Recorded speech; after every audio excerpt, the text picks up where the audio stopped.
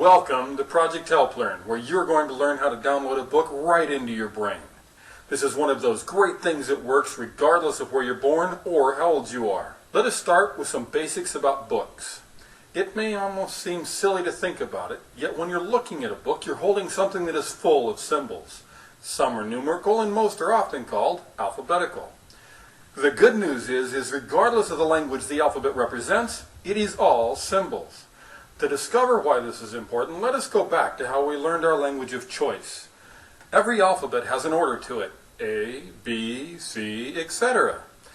To learn about the 26 different letters in the English alphabet, it is taught to us one single symbol at a time, as it is in most languages.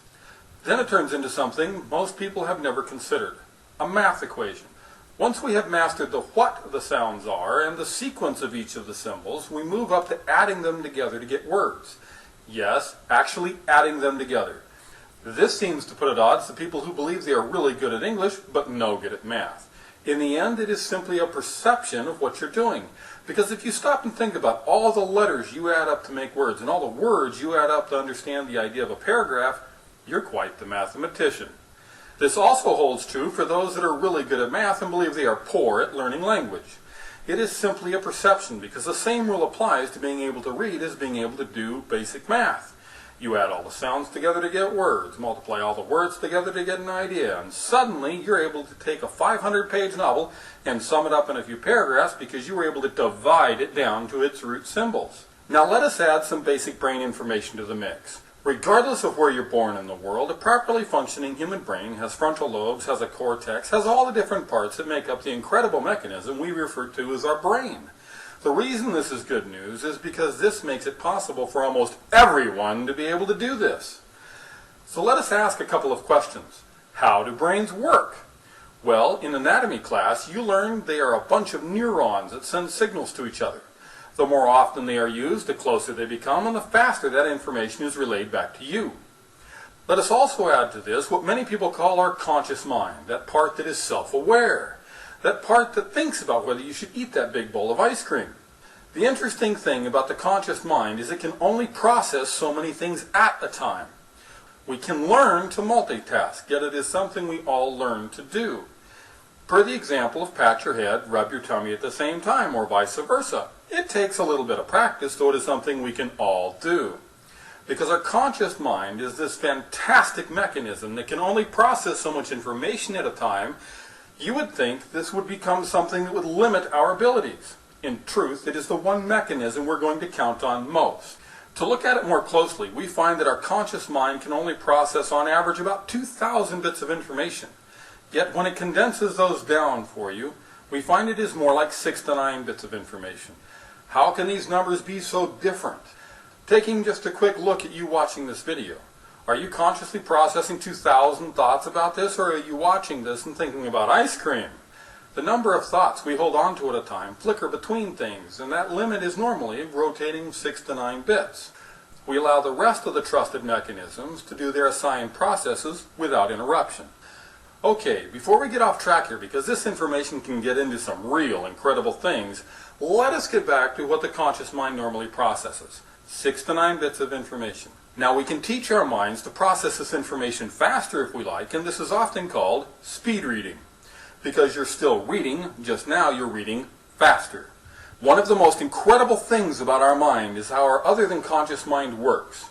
Because anytime you see something, you actually take that image, roll it around 360 degrees, associating it, comparing it to everything you've ever seen in your life, all in a tenth of a second.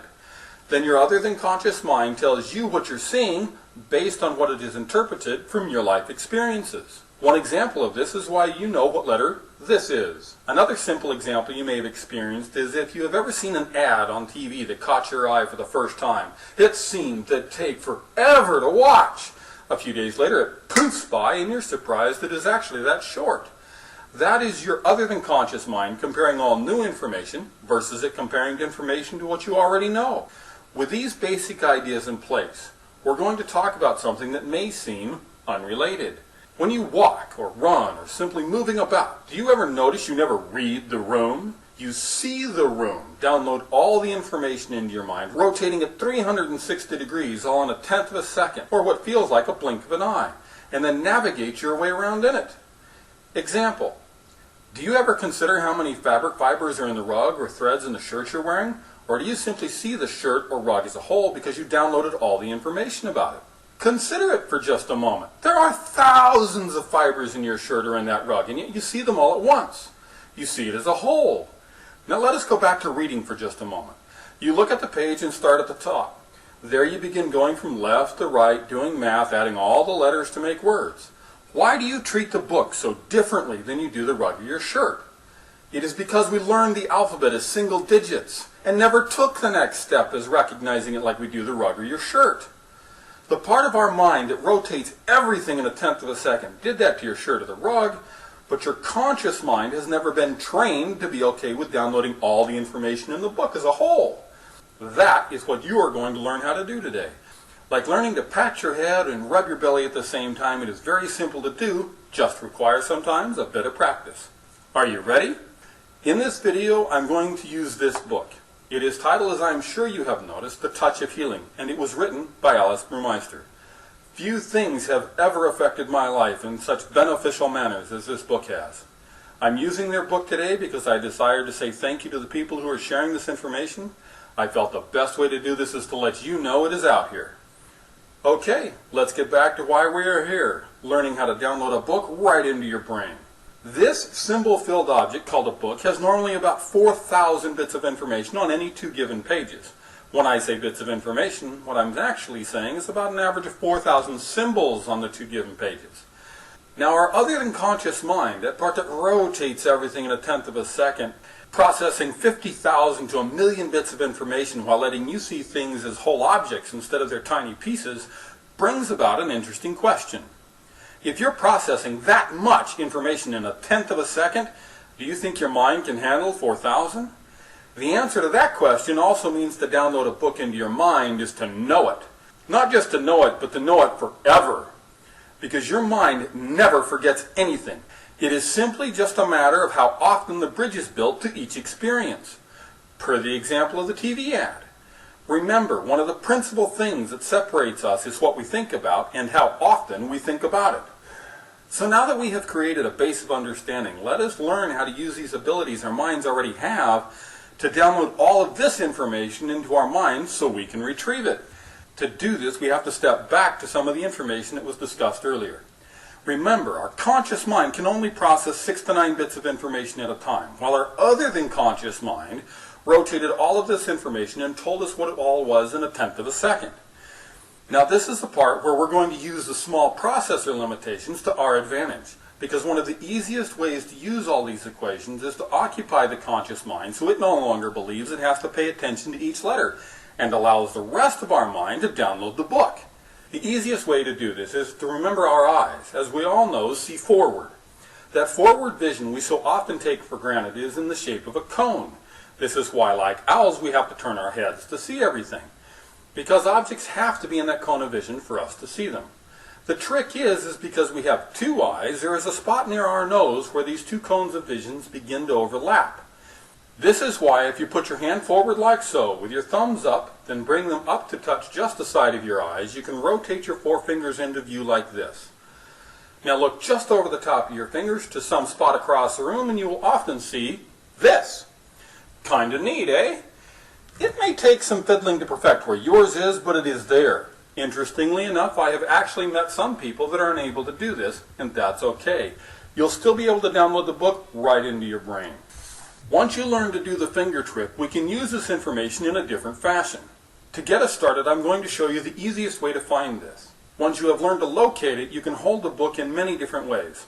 Okay, let's start by holding the book at a 45-degree angle like so. Then open the book so that the cover of it is spread open to about 90 degrees. Now, if you look just over the top of the book and pick a spot across the room from where you are, you see the pages get fuzzy, right? This is okay. Now, the closer you get the V in the book, in line with what you're looking at across the room from where you are, an interesting thing often takes place for people. For many, you will suddenly see a bubble in your book. It looks something like this. I like to call it your own inner book bubble. Sometimes it takes a few moments. For those that due to their eyesight are unable to see it, you can simply focus on the spot across the room, right through the V in the book. It is okay. Now I'm going to share something with you that we humans do normally without thinking about it. When I cover up part of these words like so, can you see how your mind can still put together what the words are? Yes, in truth, it is easier to tell what the words are by using the bottom half or the top half, depending on the sentences.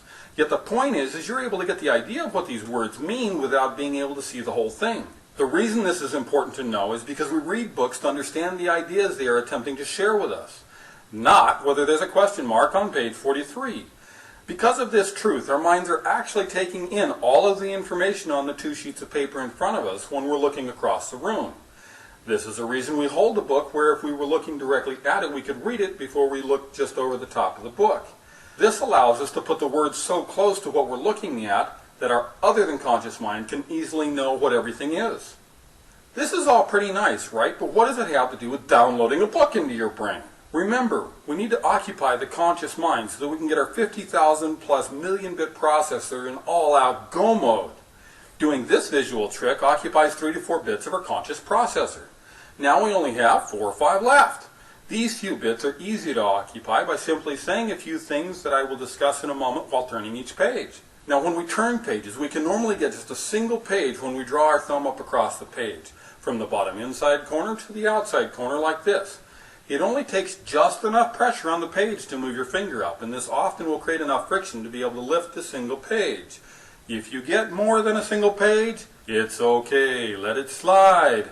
Staying in rhythm is far more important. The reason missing a page here and there is normally going to be okay is because most languages only take 20% of all that is written for you to be able to understand the idea at hand.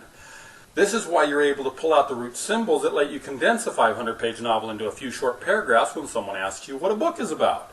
When I begin downloading a few pages of this book myself to show you how it is done, you will see this from the camera's point of view, which is a single lens. That means you will see me do it, but it'll be missing the inner book bubble on the screen.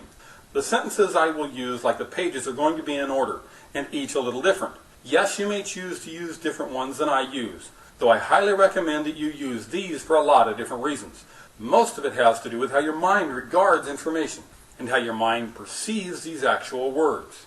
Okay, here we go. Let us find our inner book bubble, and because I desire to remember everything in this book, I now decide to remember everything in this book, so I now easily remember everything in this book. Because I desire to remember everything in this book, I now decide to remember everything in this book, so I now easily remember everything in this book. Because I desire to remember everything in this book, I now decide to remember everything in this book, so I now easily remember everything in this book. You may actually be thinking to yourself, what about all the digitalish books I have? These are just as easy to download into your mind. They simply require some small adjustments. Remember we talked about looking across the room, causing our eyes to focus on something else, which helped us tie up 3 to 4 bits of our 6 to 9-bit processor? Well, it is just as easy to do here. True, digitalicious books seem to lack the ability to fold, yet we are able to bring something else to the table, something that has a reflective surface to it. When you place something near the screen that is reflective, that you can look at and find something behind you to focus on, your eyes now have to intake all the information around it so we can download the book. If you can scroll through it, find the reflection of something else, and then simply scroll as you begin to repeat the sentences. If the book has you tab each page, simply push the button as you say each sentence. Here are some examples. Because I desire to remember everything in this book, I now decide to remember everything in this book, so I now easily remember everything in this book.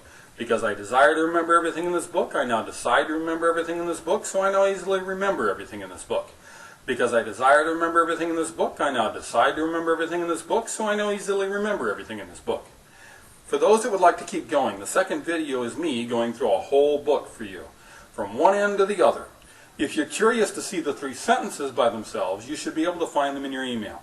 Now, when you go from the front to the back of a book, you have only half downloaded it. It may seem odd, but to download the other half of the book, you simply turn the book over and go back through it. Why, you may ask? Well, let us take a look at this word.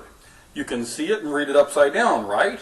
For those using the digitalicious book, simply scroll back up or tab back through the book. Remember, your brain rotates all of this information in a tenth of a second.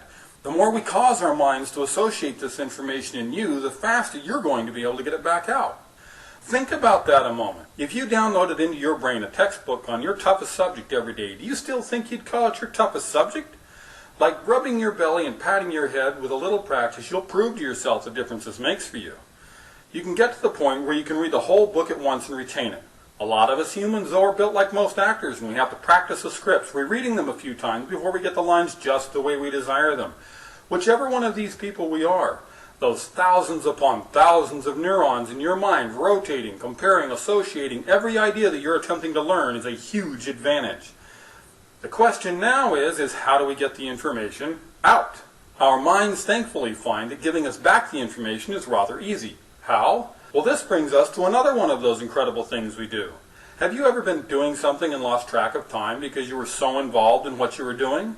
Or have you ever been driving somewhere and got thinking on something and drove right past the exit you needed? This brain-body function of being able to think on one thing and drive or get lost in what you're doing has an interesting side note to it. Not once in any of those times did you stop and consider whether you should breathe, blink, heart should pump, finger should move. It is amazing how much trust we give our internal mechanisms. It also shows that we can take in a huge amount of information, more than we normally consider how much it really is. For those that think math is tough but can catch a ball, do you realize how much math your body had to calculate on the fly to catch that ball? Or even be near it when it got to you? For those that think language is difficult, do you realize how many millions of symbols you see in front of you that you put together to get the idea of what you're seeing? Look at your shirt again. You see all these threads and get the idea it's a shirt. Remember, perception to us human beings is really important. As you have probably noted, this whole video looks different. This has been done to point out a couple of things. Just because this is not in perfect high definition focus, you know that that is a plane, that is a fish, and this is a seashell. Because you may have never seen them in these conditions before, what you may not have known is this is also a seashell. Just a much older and larger one. You can tell that by its length and the holes in it. This information says it's been in the ocean a much longer period of time than this one. Interesting to think, though, how much longer this one's been on the planet than these. But now that you can associate this piece to these, every time you see this video, you will know what it is. All of life works like this. One of the major things that separates us from each other is what we think about and how often we think about it. Example, who do you think thought more about flight? This guy or the Wright brothers? This may all sound like we've gotten sidetracked. In truth, just attempting to show you how truly powerful your mind really is. Because now I'm going to show you the most powerful way to get things back out of your billion-plus neuron storage facility. Remember, input in does mean input out. Your brain, love, like it, or hate it, has to answer a question. It is so ingrained in the way we humans work, it has no option to stop it. If I ask you, do you like cookies and milk? Your brain came up with some sort of answer. That was a yes or no question, so it's probably one of those two answers. If I ask you, what is your favorite color? You thought again of an answer, which is a response that is as varied as the population of the planet. Though interestingly enough, was still probably one of the colors on the rainbow. Anyway, ask a question, brain has to respond. Whether you decide to share the answer is a different situation. Point is, you downloaded the book, right? You then have to know what was in it because your brain saw it all. So if you go over a series of questions about the information either before downloading the book or afterwards so that your mind knows what it's looking for, how much more do you think you will know when it comes time to answer the questions in front of you? You do not like to be shoved. Neither does your mind. Ever wondered what someone's name was and at 2 a.m. in the middle of the night you sit up in bed because you remembered? The more your mind associates things, the faster it retrieves the answer for you. So ask your mind, listen to what the answer is, and then trust the answer. Did I say that right? And then trust the answer. The more you do, the more accurate the information becomes. You trust the rest of your internal mechanisms, and your brain is just like you are. The more trust you're given, the easier it is to answer. Remember, the words tough or hard when talking about experiences means you simply have yet to do them often enough that they are easy. Example, consider how easy it is to walk or ride a bike.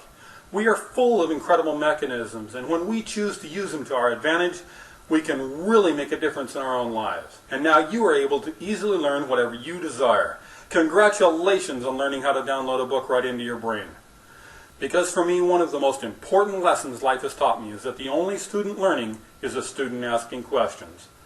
I hope this information I have shared with you helps you attain your dreams. And thank you for participating in Project Help Learn.